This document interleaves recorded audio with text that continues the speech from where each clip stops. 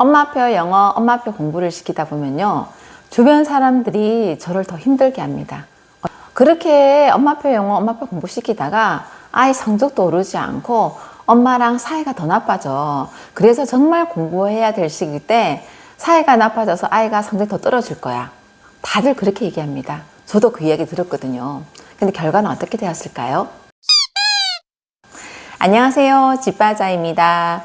저는 우리 아이들을 엄마표 영어, 엄마표 공부로 21년 동안 키웠고요. 지금 둘째 아이도 고3인데 지금 엄마표 영어, 엄마표 공부로 시키고 있습니다. 그런데 우리가 아이들을 키울 때 저 또래 엄마들을 가끔씩 만나잖아요. 그러면 그 엄마들도 어떻게 보면 그 다음 단계의 아이들이 자랐을 때 어떻게 변하는지 미리 경험을 해보지 않았습니다. 저 또한 마찬가지고요. 하지만 우리는 미래에 대해서 항상 걱정하고 불안하잖아요. 이렇게 하면은 성적이 잘 나올 수 있을까? 이렇게 하면은 아이가 삐뚤어지지 않을까? 엄마랑 매일매일 싸우는데 이렇게 하는 게 맞을까? 그냥 학원 가서 시키는 게 맞지 않을까? 이런 고민을 수천 번 하게 됩니다. 그런데요, 저는 그런 고민 속에서 끝까지 우리 아이를 엄마표 영어, 엄마표 공부로 첫째 아이를 연세대까지 보냈고요. 그리고 둘째 아이는 공부를 잘하진 않지만 지금도 그렇게 진행하고 있습니다. 그런데 지금 우리 아이를 21살, 29살이죠. 이렇게 키우면서 아이들이 사춘기 오지 않았나요? 집바자님은 아이가 착해서 그런 것 같아요. 사춘기가 올 텐데 어떻게 해서 안 왔지요? 아이들이 착해서 집바자님은 잘 된 거다. 우리 아이들은 사춘기도 와서 진행하기 힘들다. 이런 질문들을 많이 받습니다. 물론 우리 아이들도요, 사춘기가 조금씩 왔습니다. 그 사춘기 왔다는 것을 절실하게 느끼는 사람은 엄마입니다. 제가 초등학교 때도 제가 계속 엄마표 영어, 수학 다 시켰기 때문에 아이랑 계속 으쌰 이런 식으로 계속 했던 게 아닙니다. 물론 갈등하고 그 와중에 또 아이가 또 하기 싫어 징징대면은 남편이 한 소리 하면은 또 상처받고 이런 기간도 있었거든요. 그런데 또 기억 남는 장면이 있습니다. 어떤 일이었냐면요. 우리 첫째 아이가 중학생이었습니다. 중2였던 것 같아요. 그때가 아이가 살짝 사춘기가 왔습니다. 잠깐 동네 어디 같이 나가자 그러면 절대 안 나간다 그러고 꼭 이제 가족들끼리 하자 그러면 혼자 빠진다 그러고 그럴 때 남편이 한번 혼낸 적이 있습니다. 가족들이 같이 할 때는 무조건 같이 따라 나서 이렇게 남편이 그렇게 큰 소리로 혼내고 그러진 않지만 아빠하고 사이도 좋지만 아빠가 한마디 한 거에 대해서는 조금 무서워하는 게 있거든요. 그래서 엄마랑은 워낙 그냥 친하기만 하니까 조금 엄마한테 대들기도 하고 그럴 수도 있는데 아빠가 한마디 하는 거에 대해서는 조금 무겁게 받아들이는 게 있습니다. 그렇게 사춘기가 미세하게 싹 깔리는 시기가 중학교 때 있었습니다. 그러면서 제가 이제 기억이 남는 사건이 있었는데요. 저도 갱년기가 왔죠. 왜냐면 얘도 사춘기가 오고 저도 갱년기가 올 시기였으니까. 근데 이 아이가 학교에서 무슨 바자회인가 무슨 행사가 있었어요. 아침에 학교 갈 때 이런 말 하더라고요. 엄마, 오늘 떡볶이도 팔고 뭐도 팔고 하는데 엄마 아빠가 와서 우리 좀 많이 팔아줘. 그렇게 말을 하고 학교를 갔는데 우리 부부는 너무 기분이 좋은 거예요. 아들이 엄마 아빠가 와서 그런 것도 팔아줘. 이렇게 학교에 초대를 한 거잖아요. 이렇게 남편하고 저는 기분이 좋아서 뭐 입고 가지? 그래서 옷을 몇 번 갈아입고 찾아갔습니다. 그런데 가보니까 부모들이 오는 그런 행사가 아니었던 거예요. 어쨌거나 운동장에 가니까 여기에도 팔고 여기도 팔고 학생들이 운동장에 다 다니고 그러더라고요. 그러면서 이제 우리 아들이 어디 있나 살펴보는데 진짜 그 많은 학생들 중에서 아들이 딱 보이더라고요. 그 부모 눈에는 아들밖에 안 보이나 봐요. 그런데 이제 부모님들이 오는 사람은 아무도 없었습니다. 근데 우리가 왔는 김에 이제 운동장에 한번 둘러보고 하나 싸주고 가자 하면서 운동장을 지나치는데 우리 아들 저쪽에서 걸어오는 거예요. 근데 우리 아들이 우리를 분명히 봤는데 그냥 지나치는 거예요. 모르는 척. 근데 우리가 생각하기에 남편이 약간 사춘기도 있고 엄마 아빠가 이제 다른 엄마 아빠들은 아무도 안 오는데 우리가 왔는 거에 대해서 약간 부끄러웠나 봐요. 그래서 모른 척 쓱 지나치더라고요. 근데 제가 누구야 하고 부르지는 않았습니다. 근데 마음이 되게 서운하더라고요. 그러면서 멀리서 한번 이렇게 지켜보다가 아, 우리가 뭐 이렇게 와서 하는 곳은 아닌가 보다. 그러면서 이제 한번 쭉 훑어보고는, 그리고는 그냥 이제 돌아왔습니다. 돌아오고 저는 옛날에 미술학원에 강사로 일할 때니까 출근을 했는데 너무너무 마음이 서운하더라고요. 그냥 우리 아들이 엄마 왔어? 엄마가 오는 곳이 아니었어. 그냥 엄마 가. 이렇게 말 한마디만 해줬으면 됐는데 그냥 모른 척하고 지나가더라고요. 자기가 오락해서 왔는데 너무너무 서운한 거예요, 마음이. 그리고 미술 수업을 했습니다.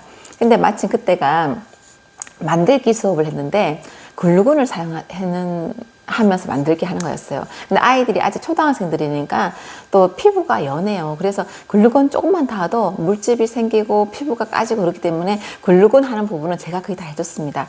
제 개인 책상 위에 아이가 손 닿지 않는 곳에 구석에 글루건을 놔두고 아이들을 만들기를 진행시키면서 글루건 하는 부분이 있을 때 그 아이가 잡고 제가 글루건 해주고 그랬는데, 제가 정말 글루건을 조심해서 잘 놔뒀는데도 아이들이 뭐 지우개를 꺼내고 한다면서 손이 글루건 쪽에 한번 스쳤던 아이가 있었습니다.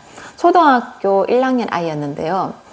그 아이는 미술 오는 걸 너무 좋아했고 저를 또 엄청 좋아했거든요. 근데 그 엄마가 이 아이를 초등학교 보내면서 처음으로 일을 하게 된 시점이었습니다. 그런 시점에서 항상 엄마들이 그렇잖아요. 계속 집에서 살림만 살고 아이를 막 이렇게 케어하다가 일을 하러 가게 되면 아이에 대해서 되게 미안해하고 아이에 대해서 좀 안타까워하는 마음이 한참 있을 시기였습니다. 그 엄마가.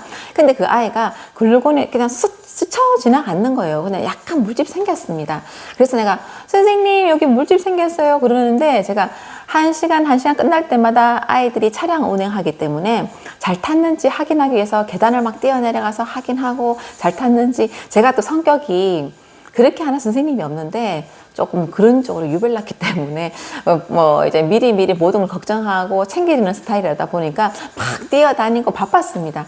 아이고 그랬어, 내가 데일밴드 하나 붙여줄게. 그리고 깜빡하고 아이를 보냈습니다. 아, 그런데 그날 이제 제가 마음이 정말 안 좋은 날이었잖아요. 우리 아들이 나를 모른 척하고 아빠를 모른 척하고 지나쳤기 때문에 그런 마음, 무거운 마음이 있는 상황인데, 그 엄마가 오후에 전화가 왔는 거예요. 이 아이가 집에 돌아가고 나서 완전히 화가 나가지고 원장님한테 아이를 어떻게 관리를 했기에 물집을 생기게 만들 수 있냐고 난리도 아니었습니다. 근데 그 아이 옆에서 엄마 그냥 내가 딱 스쳤어. 선생님이 이렇게 밴드도 붙여주긴 했었어. 그러면서 이렇게 얘기를 하고 엄마 선생님한테 전화하지 마. 자기는 왜냐면 미술학원 끊게 할까봐. 엄마를 자꾸 이렇게 설득하는 상황이었고, 초등학교 1학년이요. 근데 그 엄마는 화가 나 전화가 오고 저한테 전화가 왔습니다. 받으니까 아니 아이를 어떻게 관리했기에 손에 물집이 생기게 만들고 정말 화가 완전히 아이가 뭐 다리 하나 부러진 것처럼 그렇게 화가 나서 전화가 왔습니다. 제가 어머니 죄송합니다. 제가 글루건을 아이 손 안 닿게 구석에 잘 놔뒀는데 아이가 또 손이 스쳤네요. 죄송합니다. 어머니가 또 일하신 지 얼마 안 돼서 되게 그런 부분에서 아이에게 미안한 마음이 있고 그런 시기인데 죄송해요. 이렇게 했는데도 그걸로 화가 안 끝나는 거예요. 난리도 아니었습니다. 난리도 아니고 막 제가 너무 전화를 끊고 눈물이 펑펑 쏟아졌습니다. 엉엉 울었어요, 제가. 왜냐하면 그런 약간 우리 아들 때문에 무거운 마음이 있는데다가 글루건 그것도 제 잘못도 아닌데 그 아이가 어떻게 보면 스쳐 자기가 거기 지나오지마 하고 구석에 잘 놔뒀는데도 그럴 수는 있잖아요.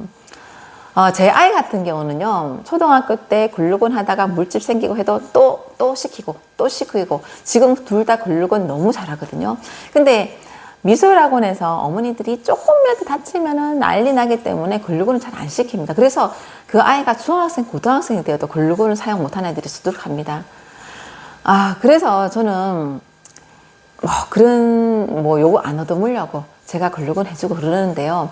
근데 선생님 저 다쳐도 괜찮아요. 글루건 하겠습니다. 그러면 제가 옆에서 하게 도와줍니다. 근데 그 아이 같은 경우는 글루건이 살짝 스쳐도 아이가 피부가 연하기 때문에 금방 물집이 생깁니다. 근데 보통 그런 걸 한두 번 그래도 엄마들이 아이고 대수롭지 않게 생각하고 밴드 붙여주고 다음에 또 해봐 이렇게 시게 되는데, 그렇게 엄마가 난리를 치면은 그 아이는 어른이 되어서도요 글루건을 잘 못하게 됩니다.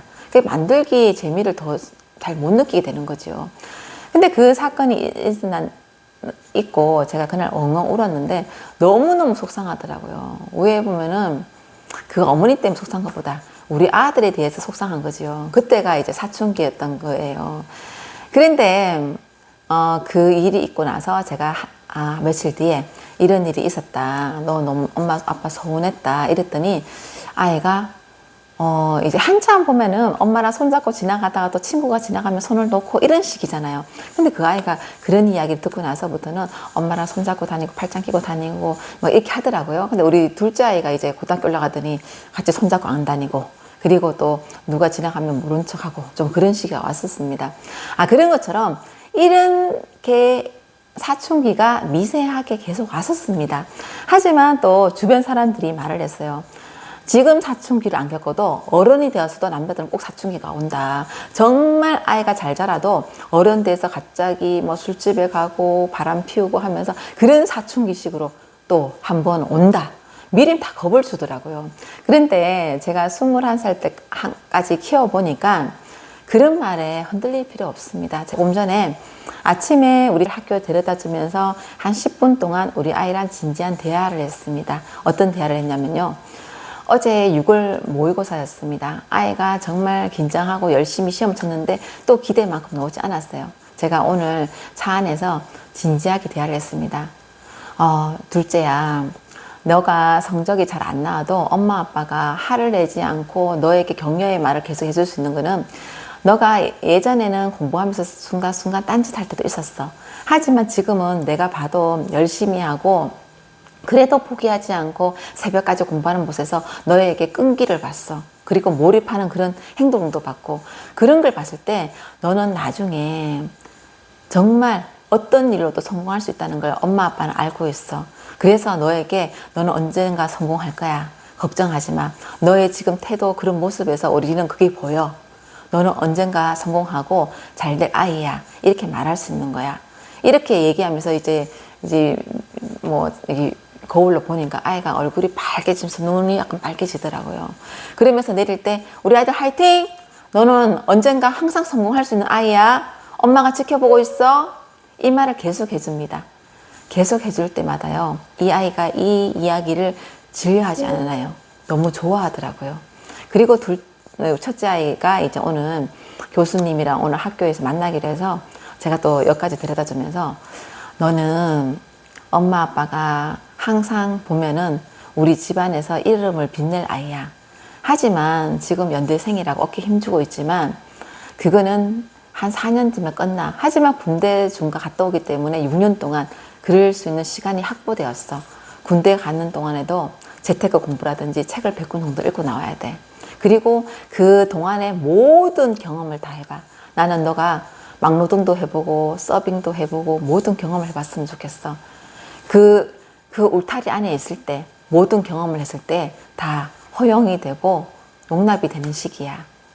너는 언젠가 크게 될 인물이니까 모든 행동을 할 때 내가 큰 인물이 되었을 때 장애가 되는 그런 행동이 안 되게 너가 항상 생각하면서 판단하면서 행동하길 바래. 그랬더니 아이가 알았어. 그러면서 엄마한테 뽀뽀를 딱 해주고 내리더라고요. 그런 것처럼 엄마 아빠가 아이랑 사이가 좋았던 이유가 저도 그런 걸 항상 검색 많이 해봤습니다. 엄마 아빠와 대화를 많이 한 아이가 뭐 사이가 좋다, 사춘기를 안 겪고 잘 지나간다, 뭐 일주일에 10시간을 대화했는데 우리가 10시간 대화하고 있는 건가? 한번 세어보기도 하고요. 근데요, 제가 지금 지나보니까요, 차에서 잠깐 10분이라도 이렇게 그 공간이 좁잖아요. 탁 집중할 수 있는 공간이잖아요. 엄마의 말, 그리고 내가 우리 아들의 말. 그럴 때 잠깐 이야기하고 내리고 1, 2분이라도요. 그게 쌓이고 쌓이다 보면요. 아이가 정말 힘들어할 때 그걸 생각하면서 더 용기를 내고 또 힘을 내고 그리고요. 엄마 아빠의 칭찬이 제일 중요한 칭찬이라고 그러잖아요. 그리고 엄마의 격려가 이 아이에게 누가 격려해 준 것보다 제일 큰 칭찬입니다. 제가 얼마 전에 둘째 아이 이제 상담 기간이었습니다. 담임 선생님이랑 제가 전화 상담을 했는데요. 어떤 말을 했냐면 상담은 한 10분도 하지 않았습니다. 선생님, 우리 아이가 어떻게 보면은 공부 머리도 아니고 하지만 정말 열심히 합니다. 하지만 우리 둘째 아이가 가민성 대장증후군이 있습니다. 시험 칠 때 항상 화장실을 들락거리고 해서 더 시험이 망치는데요. 선생님이 격려해 주시고 칭찬해 주시고 잘할 수 있다는 거 꼭 부탁 이렇게 말씀해 주세요. 그게 저는 선생님에게 부탁하는 말입니다. 항상 제가 상담하면 그 말을 넣거든요. 그랬더니 우리 아이가 어제 6월 모의고사 치기 전날 담임선생님이 우리 아이를 불렀대요. 누구야? 너는 긴장하는 것 때문에 힘들어하는 것 같은데 가민성 대장증후군 때문에 약을 안 먹고는 안 되니? 예, 약을 먹어도 화장실 갈 때도 있습니다. 그래서 약을 꼭 먹어야 됩니다. 그래? 너는 긴장하지 마. 그럼 넌 꼭 잘할 수 있을 것 같아. 이렇게 말을 했대요. 하니까 아이가 돌아와서 입이 이만큼 이렇게 벌어져가지고 입이 이만해져가지고 엄마 담임선생님이 나한테 이렇게 얘기했어. 난 내일 열심히 쳐볼래. 이렇게 얘기하고 시험을 끝나고 나서 또 생각만큼 또 성적이 안 나왔잖아요. 아, 우리 담임선생님한테 내가 정말 잘한다는 모습 보여주고 싶었는데 이러더라고요. 그렇기 때문에 특히 부모가 그리고 담임선생님이 너는 할 수 있어. 그런 눈빛으로 쏴주면서 말을 하면요. 아이는 정말 잘 보이고 싶어서 노력합니다. 제가 어제 저녁에도 밤 새벽까지 공부를 하는데 둘째야 너는 할 수 있어? 잘할 수 있어? 또 이렇게 말하면서 지나갑니다. 그랬더니 엄마 내일 와서 내가 부족한 공부 뭐뭐 할래요. 또 이런 말을 하더라고요. 이렇게 아이랑 엄마표 영어 공부시키면서도요. 아이에게 자꾸 힘이 되는 말을 하셔야 됩니다. 물론 정말 올라와서 속이 뒤집어지는 말을 할 때 있습니다. 너는 그래서 안 되는 거야. 이런 말이 나올 때도 있었습니다. 하지만 결국은 엄마가 용기를 주고요. 그러면서 사춘기도 잘 편안하게 지나가고요. 그리고 어른이 되었을 때도 엄마가 늙어서 힘이 없을 때도 엄마가 나에게 항상 이런 말을 했었지라는 걸 생각하면서 나쁜 길로 나갈 길도 똑바로 길로 갈 거라고 저는 믿고 있습니다. 지금까지는 그랬습니다. 지금도 그렇게 되고 있는 게 보이고요. 그러니까 어머님들도 집바자님 아이들은 착해가 사춘기 안 겪어서 그렇다. 그거는요. 제가 어떻게 행동하고 부모님이 어떻게 돼 있느냐에 따라서 아이가 달라집니다. 제가 경험해 보니까 그래요. 앞으로 이렇게 계속 한다면 어른이 되어서도 정말 나중에 결혼했어도 바르게 잘 살 거라 생각합니다. 어머님들 오늘도 또 아이가 돌아오면 수고하셔야 되는데 제 이야기가 도움이 되셨으면 합니다. 구독해 주시고요. 좋아요 눌러 주십시오. 오늘도 화이팅 하십시오. 화이팅!